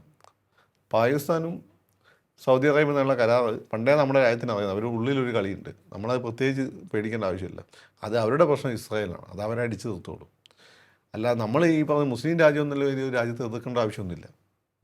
ഇതൊന്നും താഴെ തട്ടിലുള്ള ആളുകളിൽ എത്തിയിട്ടില്ല. അതിൻ്റെ ഒരു പ്രശ്നമുണ്ട്. ഇതെല്ലാം കൂടി കൊണ്ടാണ് അന്ന് മോഡിക്കെതിരെ അങ്ങനെ സാധനം വന്നത്. പക്ഷേ നമ്മുടെ മുന്നിൽ ഓരോ ചാപ്റ്ററായിട്ട് കാര്യങ്ങൾ അനാവരണം ചെയ്യപ്പെടുമ്പോൾ അത് പഠിക്കുകയും അതിനെ കൊള്ളി അംഗീകരിക്കുകയും ചെയ്യുന്നത് നമ്മുടെ ഉത്തരവാദിത്തമാണ്. യെസ്, അതാണ്. അപ്പോൾ ഈ മോദിയുടെ പ്രചാരം ഓരോ ദിവസവും കഴിയുന്തോറും മെച്ചപ്പെട്ടു വരിക തന്നെയാണ്, അതിൽ യാതൊരു സംശയവുമില്ല. ഇപ്പോൾ ഒരു ഉദാഹരണം പറയാം. മോദി 75 വയസ്സാകുമ്പോൾ വിരമിക്കുമോ എന്നൊരു ചോദ്യം, അത് എനിക്ക് തോന്നുന്നു പ്രതിപക്ഷമാണ് ഏറ്റവും സ്ട്രോങ് ആയിട്ട് ഉന്നയിച്ചത്. മോദി, എനിക്ക് തോന്നുന്നു മോദിയെ പ്രധാനമന്ത്രി കസേരയിൽ നിന്നും അകന്ന് കാണാൻ ആഗ്രഹിക്കുന്നത് പ്രതിപക്ഷമായിരിക്കും. അപ്പോൾ അതിൽ നിന്ന് തന്നെ നമുക്ക് മനസ്സിലാക്കാം അദ്ദേഹത്തിൻ്റെ സ്ട്രെങ്ത്ത്. ഇപ്പോൾ രാജ്നാഥ് സിംഗ് തന്നെ പറഞ്ഞിരിക്കുകയാണ്, മോദി 75 വയസ്സിൽ വിരമിക്കില്ല, അടുത്ത തെരഞ്ഞെടുപ്പിലും അതിനടുത്ത തെരഞ്ഞെടുപ്പിലും ഒക്കെ മോദി തന്നെയായിരിക്കും നയിക്കുക, ആ പ്രധാനമന്ത്രി കസേര അദ്ദേഹത്തിന് വേണ്ടി തന്നെ റിസർവ് ചെയ്തിട്ടിരിക്കുകയാണ് എന്ന രീതിയിൽ പറയുകയുണ്ടായി. അതിനെങ്ങനെയാണ് കാണുന്നത്? അല്ല, മോഡി വിരമിക്കണമെന്ന് മോഡിക്ക് തന്നെ തോന്നണം, അല്ലെങ്കിൽ ആർഎസ്എസിന് തോന്നണം. ഈ രണ്ടുപേർക്ക് ഇതുവരെ തോന്നിയിട്ടില്ലെന്ന് എനിക്ക് തോന്നുന്നു. പിന്നെ ഒരാൾ ആരോഗ്യത്തിൽ കൂടെ, പണ്ട് നമ്മുടെ കാലത്ത് നമ്മുടെ നാട്ടിൽ ആരോഗ്യമൊക്കെ ഭയങ്കര ആളുകൾ കുറവായിരുന്നല്ലോ. അതുകൊണ്ട് അന്നാണ് ഈ പറയുന്ന പെൻഷൻ പ്രായം ഇങ്ങനെയുള്ള സാധനങ്ങളൊക്കെ ഇന്നത്തെ രീതിയിൽ നിജപ്പെടുത്തിയത്. ഇപ്പോൾ സത്യം പെൻഷൻ പ്രായം കൂട്ടേണ്ട സമയമാണ്. കാരണം ആളുകൾക്ക് ഇപ്പോൾ നല്ല ആരോഗ്യമൊക്കെ ഉണ്ട്. അത് യൂത്തിനൊക്കെ പ്രൈവറ്റ് സെക്ടറിൽ ജോലി കിട്ടുന്നുണ്ട്. പിന്നെ ഒരാൾ ഒരു കസേരയിലിരിക്കുമ്പോൾ അയാൾക്ക് കിട്ടുന്ന എക്സ്പീരിയൻസ് വളരെ വേണ്ടപ്പെട്ടതാണ്. അത് അയാളെ ബുദ്ധി നല്ല രീതിയിൽ വർക്ക് ചെയ്യുന്ന കാലത്തോളം അത് ഉപയോഗപ്പെടുത്തുക എന്നുള്ളത് തന്നെയാണ്. അതല്ലാതെ ഈ പറയുന്നത് പോലെ ഇന്ന ഏജായി നിങ്ങൾ പോകണമെന്ന് പറയുന്നത് എന്താ അർത്ഥമുള്ളത്? അത് ഏറ്റവും കൂടുതൽ നേരിട്ട് പ്രഗ്നൻസി സാധാണ്. പ്രഗ്നൻസി സാധാ ഈ രാഷ്ട്രീയ നിലപാടെടുത്തുകൊണ്ട് ഇവിടെ പല ആളുകൾക്കും ഇഷ്ടമല്ലായിരുന്നു. നസീർ എന്താണ് നിർത്തിപ്പോകുന്നത്? നസീർ ഉള്ളതുകൊണ്ടാണ് ഇൻഡസ്ട്രി മുന്നോട്ട് പോകുന്നത്. മനസ്സിലായില്ലേ? നസീർ എന്തുകൊണ്ട് നിർത്തിപ്പോകുന്നത്? അപ്പോൾ മമ്മൂടിയെ പോലെ ആരും ചോദിക്കുന്നില്ലല്ലോ. പിന്നെ വേഗം നേരിട്ടത് സച്ചിൻ തെണ്ടുൽക്കറും മഹേന്ദ്ര സിംഗ് ധോനിയാണ്. അവർക്ക് കളിക്കാൻ ത്രാണിയുള്ളതുകൊണ്ട് അവർ കളിക്കുകയും അവർ കപ്പടിക്കുകയും ചെയ്തു. നിങ്ങൾ പറയുമ്പോൾ നിർത്തി, നിങ്ങളാണ് അവരെ കൊണ്ടുവന്നത്. അത് നിങ്ങൾക്ക് അവർക്ക് വരുമ്പോൾ പോയി കളിക്കാൻ പറ്റും. മോഡിക്ക് പകരം വെക്കാൻ നേതാവും BJP-യിലുള്ള പ്രതിപക്ഷത്തും ഇല്ല. പിന്നെ മോഡി ആ ഒരു കസേര ഇരുന്നുകൊണ്ടുള്ള കണ്ടിന്യൂസ് ആയിട്ട് ഇപ്പോൾ 30 വർഷമായി ഭരിച്ചുകൊണ്ടിരിക്കുകയല്ലേ. ഗുജറാത്തിൽ 15-20 വർഷം, ഇപ്പം 10 വർഷം ഇവിടെയും കഴിഞ്ഞു. അത് എക്സ്പീരിയൻസ് വളരെ വലുതാണ്. പിന്നെ ആളുകളുടെ മനസ്സിൽ മോഡി എന്നുള്ള ബ്രാൻഡ് ഉണ്ട്, അതുണ്ടാക്കിയിട്ടുള്ള ഒരു ആക്സെപ്റ്റൻസ് ഉണ്ട്, അതും വളരെ വലുതാണ്. എനിക്ക് തോന്നുന്നു ഗ്ലോബലിയും ആ ഒരു ആക്സെപ്റ്റൻസ് ശേഷം മുപ്പത് സമയത്ത് വന്ന ആളാണല്ലോ ഒബാമ. ഒബാമയ്ക്ക് ശേഷം അമേരിക്കയിൽ പിന്നെ ബൈഡൻ വന്നു, ഇങ്ങനെ വന്നു, ട്രംപ് വന്നു. ജപ്പാനിൽ ഇങ്ങനെ അടുത്ത ഫണ്ട് ഷിൻസോ ആബെ വെടികൊണ്ട് മരിച്ചു, അവിടെ പുതിയ ആളുകൾ വന്നു. ഫിലിപ്പൈൻസിൽ ഇങ്ങനെ സമയത്ത് ഇങ്ങനെ സ്വഭാവമുള്ള ഒരാൾ വന്നിന് ഇപ്പോൾ അയാൾ പോയാളെ മോളാന്ന് തോന്നുന്നു. ഇന്തോനേഷ്യയിൽ അതുപോലെ തന്നെ വന്നു, മാറ്റം വന്നു. ഇങ്ങനെ ആ സമയത്താണ് ഈ ലാറ്റിൻ അമേരിക്കയിൽ മൊത്തം ഇടതുപക്ഷ ഗവൺമെൻറ്റുകളായി. അവിടെ ഇപ്പോൾ വലതുപക്ഷ ഗവൺമെൻറ്റുകളായി മാറി. Modi still continue. പിന്നെ ബ്രിട്ടനിലാണെങ്കിൽ ജോൺസൺ വന്നു, പിന്നെ നമ്മളെ സുന വന്നു, ഇപ്പം അല്ല ഇടയ്ക്ക് വേറൊരു പെണ്ണുങ്ങൾ വന്നു, സുന വന്നു, ഇപ്പം വേറൊരാളാണ്. അപ്പം പക്ഷെ മോഡി മാത്രമേ കണ്ടിന്യൂ ചെയ്തു. ഈ പാകിസ്ഥാനിലാണെങ്കിൽ ഷെരീഫ് വന്നു, പിന്നെ ഇപ്പോൾ ഷെരീഫിന് അനിയൻ വന്നു, അതിനിടയ്ക്ക് ഇമ്രാൻഖാൻ വന്നു. അപ്പോൾ മറ്റേ ശ്രീലങ്കയിലാണെങ്കിൽ രാജപക്ഷെ സഹോദരന്മാർ വന്നു, അതിനിടയ്ക്ക് മോഡി തന്നെ സിരിസേനനെ കൊണ്ടുവന്നു, അവരൊക്കെ പോയി. ഇപ്പോൾ എല്ലാം കൂടി ഏതോ ചെറുക്കൻ്റെ കയ്യിലാണ്, കമ്മ്യൂണിസ്റ്റിൻ്റെ ചെറുക്കൻ്റെ കയ്യിലാണ്. അപ്പോൾ ആ രീതിയിലാണ് കാര്യങ്ങൾ. ഇപ്പോൾ രാജഭരണം അല്ലാത്ത സ്ഥലത്ത് എല്ലാം മാറി. രാജഭരണത്തിലുള്ള സ്ഥലത്ത് എനിക്ക് തോന്നുന്നു സൗദിയിലെ രാജാവ് ഇടക്കാലത്ത് മരിച്ചു തോന്നുന്നു. ഇപ്പോൾ പുതിയ മുഹമ്മദ് ബിൻ സൽമാൻ സ്റ്റിൽ അദ്ദേഹം കിരീടാവകാശിയാണ്. മോഡി വന്ന സമയത്ത് വയ രാജാവായിരുന്നില്ലേ? അതിന് മുന്നേ 2014 വയ രാജാവായിരുന്നില്ലേ? ഇൻ ബിറ്റ്വീൻ അല്ലേ അദ്ദേഹം മരിച്ചതിന് ശേഷമല്ലേ മുഹമ്മദ് ബിൻ സൽമാൻ വന്നത്? മുഹമ്മദ് ബിൻ സൽമാന്റെ പിതാവാണിപ്പോൾ അവിടുത്തെ ഭരണാധികാരി. ഒരു ഭരണമാറ്റം അവിടെ വന്നിട്ടുണ്ട്. രാജഭരണം ജനാധിപത്യല്ല അവിടെ പോലും ഭരിക്കുന്നത്. പിന്നെ അതുപോലെ തന്നെ ക്യൂബയിൽ റൗൾ കാസ്ട്രോ ആണ്, ഇയാൾ മരിച്ചു. നമ്മളെ റൗൾ കാസ്ട്രോ അതിന് മുമ്പേ വന്നിട്ടുണ്ട്, ഫിഡൽ കാസ്ട്രോ മരിച്ചു. അപ്പോൾ ഒരു എല്ലാ കാലത്തും ഭരണമാറ്റം വന്നു. ഇവിടെ മാത്രമേ വരാത്തുള്ളൂ. ഇവിടെയാണ് കൃത്യമായി തിരഞ്ഞെടുപ്പ്. ഇസ്രായേൽ അതിനിടയ്ക്ക് 3-4 ഗവൺമെൻറ്റുകൾ വന്നു. മനസ്സിലായില്ലേ? അപ്പോൾ ഇവിടെ മാത്രമാണ് ഈ ഭരണമാറ്റം സംഭവിക്കാതെ. ഇവിടെ കൃത്യമായ ഇലക്ഷൻ നടക്കുകയും തിരഞ്ഞെടുപ്പെടുകയും മോഡി വീണ്ടും തിരഞ്ഞെടുക്കപ്പെടുകയും ചെയ്യുന്നു. അപ്പം കണ്ടിന്യൂ ചെയ്യപ്പെടുന്ന ഒരേ ഒരു ഭരണാധികാരി ആരാണ്? മോഡിയാണ്. അതാണ് അതിൻ്റെ കാര്യം. അപ്പോൾ അതുകൊണ്ട് ഇവരൊക്കെ തന്നെ സെക്കൻഡ് ഇൻ കമാൻഡ് ആയിരുന്ന സമയത്ത് അവരെ ഫസ്റ്റ് ഇൻ കമാൻഡ് എന്ന് വെച്ചാൽ അവരുടെ പ്രസിഡന്റ് പ്രധാനമന്ത്രി കാണാൻ വന്നിരുന്ന ആളാണ് മോഡി. മനസ്സിലായില്ലേ? അപ്പോൾ ഇവർ ഫസ്റ്റ് ഇൻ കമാൻഡ് സ്വാഭാവികമായിട്ടും ഇന്നും ഇന്ത്യനെ റെപ്രസെൻറ്റ് ചെയ്ത് വരുന്ന ആര് തന്നെയാണ്? മോഡി തന്നെയാണ്. പിന്നെ പുട്ടിനാണ് മാറ്റമില്ലാത്ത ഒരാൾ. അതെ, പുട്ടിൻ മാത്രമാണ് അതെ, പുട്ടിൻ മാത്രമേ മാറ്റമില്ലാത്ത. ഇപ്പോൾ ജസ്റ്റിൻ ട്രൂഡോ അയാൾ ഇടയ്ക്കിടെ മോഡിക്കിട്ട് ചോദിച്ചുകൊണ്ടിരുന്നു. ഇപ്പോൾ അയാൾ പോയല്ലോ. അതെ, ഇപ്പോൾ കാനഡയിൽ പോലും ഖലിസ്ഥാനികൾക്കെതിരെ നടപടിയെടുത്ത് തുടങ്ങി. അല്ല, ഇല്ലെങ്കിൽ ആ രാജ്യം അവരെ കൈവിട്ടു പോകും. അവർക്ക് മനസ്സിലായി. പന്നൂനിൻ്റെ ഏറ്റവും അടുത്ത ആളിനെ അവിടെ അറസ്റ്റ് ചെയ്തിരിക്കുകയാണ്. അവിടെ കൃത്യമായ നടപടിയിലേക്ക് പോകും. രാജ്യം കൈവിട്ടു പോകും. അത് ഇന്ത്യക്കെതിരായിട്ട് CIA അവിടെ നിലനിർത്തുന്ന ഒരു ടീമാണ് അവർ. വലിയ അപകടപരമായ സംഭവമാണ്. പക്ഷേ അവരെ വേരാക്കാൻ പറ്റിയെന്നുള്ളതാണ്. അവർക്ക് സപ്പോർട്ട് കൊടുക്കുന്ന ഭരണകൂടങ്ങളായി വന്നുകൊണ്ടിരുന്നത്. പക്ഷേ ഇപ്പോൾ അതിന് മാറ്റമുണ്ട്. ഓക്കെ, അപ്പോൾ എന്തായാലും അത്തരത്തിൽ ഒരു മാറ്റം ലോകത്ത് മോഡി വന്ന് വേണം. അഫ്ഗാനിസ്ഥാൻ അമേരിക്കയുടെ കയ്യിലായിരുന്നില്ലേ? അപ്പോൾ അതിനുശേഷം വന്ന് താലിബാൻ വന്നു. മോഡി അവരുമായിട്ട് പോയി ബന്ധമുണ്ടാക്കി. അതെ, ഓരോ സ്ഥലത്തും നിലനിൽക്കുന്ന സംവിധാനം എന്താണോ ഈ നക്ഷത്രങ്ങൾ മോഡിക്ക് വളരെ അനുകൂലമാണ്. അതാണ് അദ്ദേഹം ചെയ്യുന്ന കാര്യങ്ങളൊക്കെ തന്നെ ഇപ്പോൾ സക്സസ് ആയി മുന്നോട്ട് പോകുന്നുണ്ട്. ഇപ്പോൾ നടപ്പിലാക്കുന്ന പദ്ധതി ഇപ്പോൾ അമേരിക്കയുമായിട്ട് ഇങ്ങനെ പ്രശ്നം ഉണ്ടാകുന്ന ആരും പ്രതീക്ഷയല്ല. അതെ അതെ അതെ അതെ. പക്ഷേ ആ പ്രശ്നം വന്നിട്ട് അങ്ങനെ വലിയ കുലുക്കൊന്നും കാണുന്നില്ല. അതെ, അതുപോലെ ഇവിടെ പിണറായിക്കും കേട്ടോ, നക്ഷത്രങ്ങൾ പിണറായിക്ക് അനുകൂലം. എന്തൊക്കെ വന്നു അത്ര കാര്യങ്ങൾ ചെയ്യുന്നുണ്ട്. അപ്പോൾ വലിയൊരു കമ്പാരിസൺ ഒന്നുമില്ല. പക്ഷേ ഇവിടെ ആണെങ്കിൽ പിണറായി ഒരുപാട് കാര്യങ്ങൾ ചെയ്യുന്നുണ്ട്. ഇവിടെ ഇൻഫ്രാസ്ട്രക്ചർ ഡെവലപ്മെൻറ്റ് എന്ത് വേഗത്തിലാണ് നടക്കുന്നത് കേരളത്തിലെ. അത് വലിയ ഘടകമാണ്. പിന്നെ അത് മാത്രമല്ല, മൂപ്പര് എന്തൊക്കെ എതിരി വന്നു കഴിഞ്ഞാൽ മൂപ്പര് വല്ലതും ബാധിക്കുന്നുണ്ടോ? അതാണ് കാര്യം. ഓക്കെ, അല്ല മോദി എവിടെ നിൽക്കുന്നു എന്നുള്ളതാണ്. അല്ല, മോദി ഇതിൻ്റെ ശത്രുക്കളെ എങ്ങനെ കാണുന്നു എന്നുള്ളതാണ് പ്രധാനം. ശത്രുക്കൾ ഇവരെ രണ്ടുപേരുടെ ഇങ്ങനെയുള്ള ഭരണാധികാരികളെ കാര്യത്തിൽ ശത്രുക്കൾ എപ്പോഴും തോറ്റുന്നോ എന്തെങ്കിലും വിരമിക്കണമെന്ന് പറയും. അല്ലെങ്കിൽ ഇയാളെന്നാണ് ചാവാത്തതെന്ന് പെട്ടെന്ന് ചത്ത് കിട്ടണമെന്ന് പ്രാർത്ഥിക്കും. അവിടെയാണ് ഒരു ഭരണാധികാരിയുടെ വിജയം. കാരണം വേറൊരു സാധനം ഏൽക്കുന്നില്ല. ഞാൻ അതുകൊണ്ടാണ് ഇവിടെ ഞാൻ കേരളമായിട്ട് കൂടി കണക്ട് ചെയ്തത്. അല്ല, ചില സ്ഥലത്ത് ഭരണാധികാരി ശക്തനായി മുന്നോട്ട് പോകുന്നു, ജനങ്ങൾക്ക് വേണ്ടി പദ്ധതികൾ തയ്യാറാക്കി അവതരിപ്പിച്ച് അവരുടെ ജനപ്രീതി, അവരുടെ എല്ലാം സ്നേഹവും ആദരവും ഒക്കെ നേടി മുന്നോട്ട് പോവുകയാണ്. ഇപ്പോൾ ഒന്ന് നോക്കുകയാണ് എന്നുണ്ടെങ്കിൽ BJP അനുഭാവികൾ അല്ലാതിരുന്നവർ പോലും മോദിയെ അനുകൂലിക്കുകയും അദ്ദേഹത്തിൻ്റെ ആരാധകരായി മാറുകയും ചെയ്ത നിരവധി പേരുണ്ട്. കേരളത്തിൽ പോലും ഉണ്ട്, ഒട്ടേറെ പേരുണ്ട്. പണ്ട് ഹാർഡ് കോർ ഇടതുപക്ഷക്കാരായിരുന്നവരൊക്കെ തന്നെ ഇപ്പോൾ BJP അനുകൂലികളും മോദി ഫാൻസുമായി മാറി. കാര്യങ്ങൾ ഈ പറഞ്ഞ പ്രത്യയശാസ്ത്രം തലക്ക് പിടിക്കാത്ത ആളുകൾ, പ്രത്യയശാസ്ത്രം തലക്ക് പിടിച്ചവർക്ക് ഈ നിങ്ങളുടെ ഈ പറഞ്ഞ അഭിപ്രായം ഞാൻ 4 വർഷം മുമ്പ് 2 വർഷം മുമ്പ് ഒരാളോട് പറഞ്ഞു. അയാൾ മോഡി ഇങ്ങനെ ഇടതുപക്ഷ സ്വഭാവം മോഡി ഗവൺമെൻറ് ഉണ്ട് എന്ന് അയാൾ പ്രാന്തെടുത്ത് എണീറ്റ് ഓടിക്കളഞ്ഞു. അല്ല, ഒരു വശത്ത് മോദി അങ്ങനെ പോകുന്നു, അല്ലെങ്കിൽ മറ്റു പല മുഖ്യമന്ത്രിമാർ അല്ലെങ്കിൽ മറ്റ് ഭരണത്തലവന്മാർ ഒക്കെ തന്നെ ചെയ്യുന്നത് തന്നിഷ്ടപ്രകാരമായി പോകുന്നു എന്നുള്ളൊരു വിമർശനമുണ്ട്. അവരൊന്നും തന്നെ വിമർശനം തന്നിഷ്ടമൊക്കെ എല്ലാവർക്കും ഉണ്ട്. ഇപ്പം മോഡിക്കും ഉണ്ട്. മോഡി ഈ പറയുന്നത് പോലെ മോഡിക്ക് ഒരു പ്ലാനുണ്ട്, ഒരു വീക്ഷണമുണ്ട്. അതിനനുസരിച്ച് മോഡി പോയിക്കൊണ്ടിരിക്കുന്നത്. പക്ഷെ മോദി എനിക്ക് തോന്നുന്നു ഒന്ന് രാജ്യത്തിന് പ്രഥമ പരിഗണന കൊടുക്കണം. അഴിമതി കറ ഇതുവരെയും പുരണ്ടിട്ടില്ല. ഈ 2 കാര്യം നമുക്ക് ഏറ്റവും അഴിമതി ആരോപണങ്ങൾ വന്നു, അതൊന്നും തെളിയിക്കപ്പെട്ടിട്ടില്ല. മറ്റേ കാര്യങ്ങൾ അതങ്ങനെയൊക്കെ തന്നെയാണ്. ഞാനിപ്പോൾ അതിൽ only for not for Modi എൻ്റെ മാനദണ്ഡം എല്ലാവർക്കും ഒരേപോലെയാണ്. അഴിമതി ആരോപണങ്ങൾ വന്നിട്ടുണ്ട്, അത് കേരളത്തിൽ വന്നിട്ടുണ്ട്, പക്ഷെ ഒന്നും തെളിയിക്കപ്പെട്ടില്ല. പക്ഷേ കേരളത്തിൽ സംശയത്തിന് നിഴൽ മാറിയിട്ടില്ല. പൊതുജനങ്ങൾക്കുള്ള സംശയത്തിന് നിഴൽ ജനങ്ങൾക്ക് പൊതുജനങ്ങൾക്ക് എന്ത് കോടതി വിധി വരണം. കോടതി വിധി എന്താ വരാത്തത്? കോടതി ആരെ കൈകാര്യം ചെയ്യുന്നത്? കോടതി എന്തെങ്കിലും സ്വാധീനം ചെലുത്താൻ പറ്റുന്ന അന്വേഷണ ഏജൻസികൾ ആരുടെ അണ്ടറല്ല? അതാണ് അന്വേഷണ ഏജൻസികൾ. അത് കാര്യമുണ്ടല്ലോ. മോഡിയെ സംബന്ധിച്ചിടത്തോളം ആ സമയത്ത് റഫാൽ ഉൾപ്പെടെയുള്ള സാധനങ്ങളാണ്. അതിന് വളരെ പെട്ടെന്ന് കോടതിയുടെ വിധിയും കാര്യങ്ങളൊക്കെ വന്നു, സംശയത്തിൻ്റെ ദൃഷ്ടി മാറി. ഒരാൾ കോടതി കുറ്റക്കാരനെ കണ്ടെത്തുന്നതിനാണ് നിരപരാധിയാണ്. മനസ്സിലായോ? അതേ അല്ലെങ്കിൽ നമുക്ക് പ്രത്യേകിച്ച് അയാൾ ബ്ലെയിം ചെയ്യുന്ന ഒരു കാര്യമില്ല.